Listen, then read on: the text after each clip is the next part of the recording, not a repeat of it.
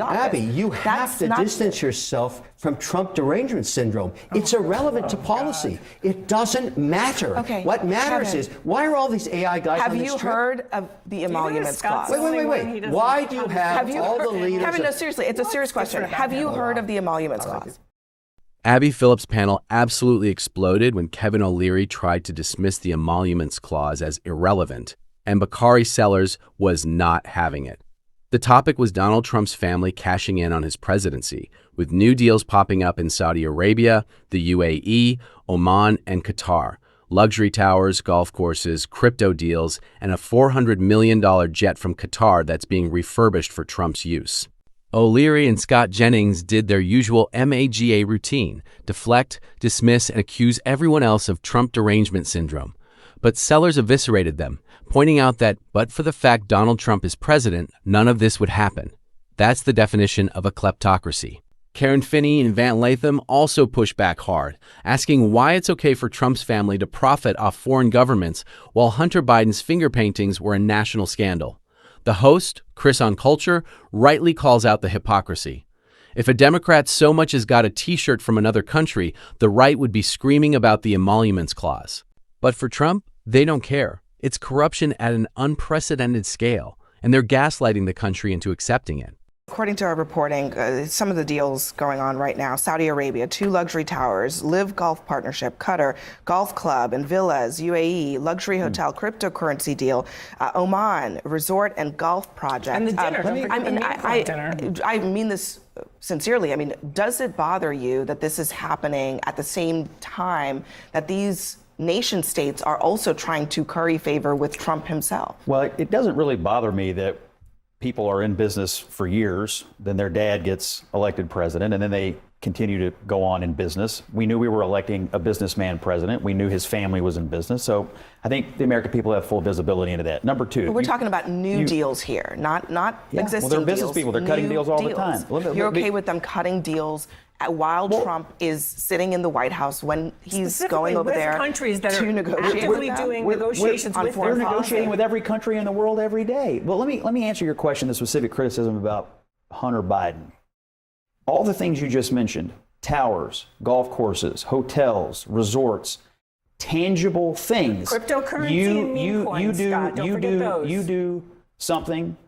Money exchanges hands, a service is provided, a tower is built, a golf course is developed. Can you name one tangible service other than finger paintings that Hunter Biden provided for any money that changed hands? I do think that is a fair critique of Hunter Biden of it all. But you're not addressing the fact that in all of these countries, in order to do any of these things, they have to go to the political leadership of the countries to get them approved. That doesn't address that at all. Abby, at 10:07, Scott was telling me how the biggest modern day conspiracy we've had in terms of a president, scandal, was Joe Biden and his health. And he said that, and then he criticized Chuck Schumer, right, about the fact that he didn't have any character because he didn't stand up to it. But at 10:27, 10:28, the argument has changed, because what we do know is that there is a $400 million jet from Qatar. What we do know is that there is a $5.5 million golf course in Qatar. What we do know is what Syria is offering Donald Trump. And what we do know is that the things that are happening in the Middle East, Saudi Arabia, buying meme coins that mean absolutely nothing. The fact is, and I would love for Scott to be able to answer this question, but for the fact, and that's when I didn't really do well in law school, but I remember but for the fact Donald Trump is president of the United States, none of this would happen. And so that is what you call a kleptocracy. And so when you have children, and no, and 1 second, Kevin, because you wanted to talk about you wanted to talk about Kamala Harris being mediocre. Donald Trump Jr. and what's the other one? Eric are the definition of what mediocre is. And what I'm saying is that now they are reaping the benefits of their father. In a different direction? Please. Just for a moment, please. No, guide me. I'm blind. What does this have to do with Middle East policy? Please, just a moment. Oh, no, please. Excuse me. Oh, yes, what does this have to do with the fact that he is trying to create a circle of friendship with the fastest growing geographies in the world before China does. But wait a second. Wait, let me finish. Well, on this trip, I just want to introduce an idea. This has nothing to do with policy. Go ahead. I'm locked in. What does this have to do with policy? The one thing that I've heard for the last 4 or 5 years is anytime anyone had any criticism of the United States foreign policy in Gaza or whatever, is that these people would be being paid by a resource-rich government that propped up and funded terrorism, which was over in Qatar. Every single time. They were buying influence in Ivy League schools. They were buying influence in social media. They were buying influence everywhere. So anytime you saw somebody you were saying that anytime somebody was thought to have any dealings with the Qataris, they were thought as being intellectually and morally tainted.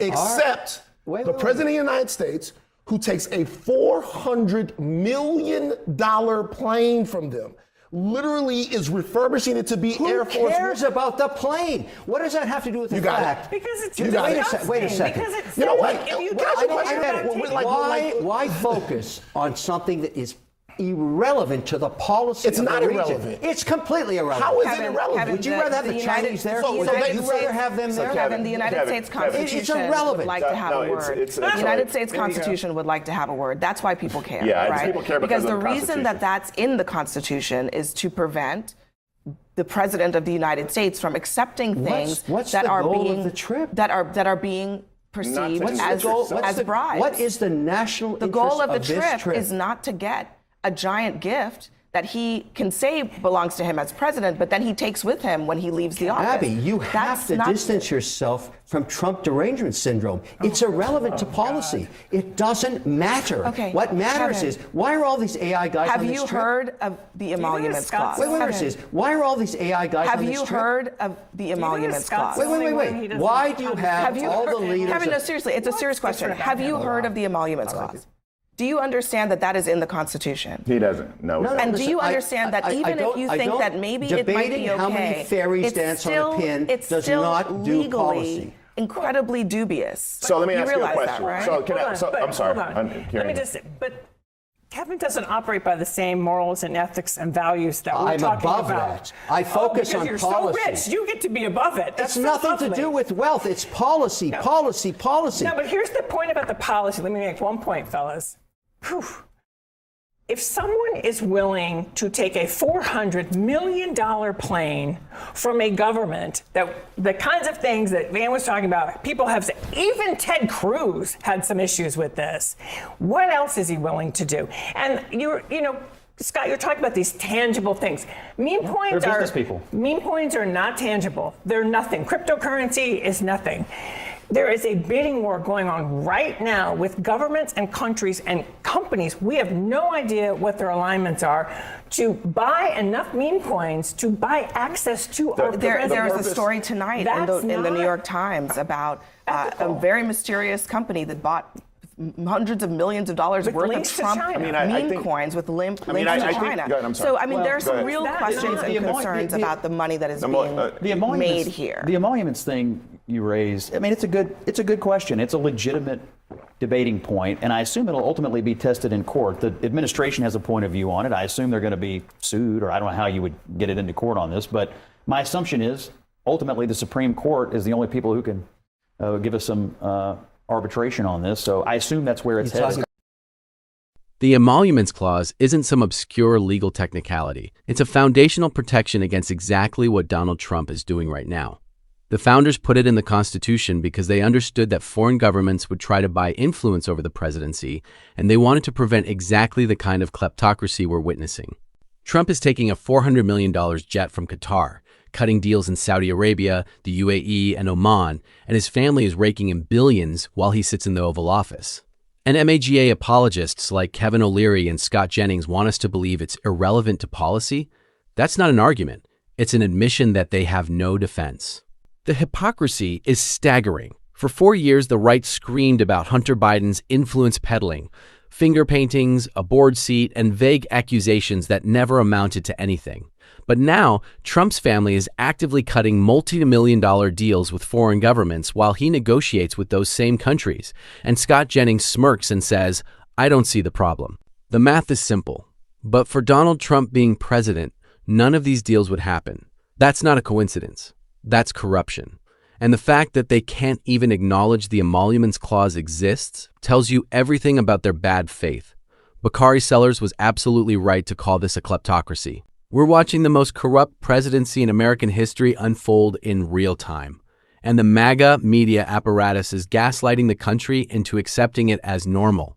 O'Leary's Trump derangement syndrome line is the ultimate thought-terminating cliche. If you're concerned about corruption, you're apparently deranged. If you care about the Constitution, you're apparently irrelevant. A tactic designed to make people feel crazy for paying attention, and it works on their base. But it shouldn't work on the rest of us. Kevin O'Leary's defense of all this was particularly laughable. He kept shouting, policy, policy, policy, as if the Emoluments Clause has nothing to do with policy. But here's the thing. If a president is open to bribery, every policy decision is tainted. If foreign governments can buy access through golf courses, crypto, and private jets, then no decision can be trusted. That's not Trump derangement syndrome. That's basic civic literacy. And O'Leary's dismissiveness only proves he either doesn't understand the Constitution or he doesn't care. Either way, he's not qualified to lecture anyone on governance. And let's not forget what happens if a Democrat ever does this. The right would be screaming about the Emoluments Clause from every rooftop. They'd be calling for impeachment hearings, criminal investigations, and constitutional amendments. But because it's Trump, it's business as usual. That's not a double standard. That's a complete abandonment of principle in favor of tribalism. And the fact that Scott Jennings can sit there and smirk while his country is being sold off to the highest bidder is a disgrace. We need to keep talking about this. We need to keep calling it what it is, and we need to make sure the American people remember, because when this administration is over, the reckoning is coming. Not today, not tomorrow, not ever.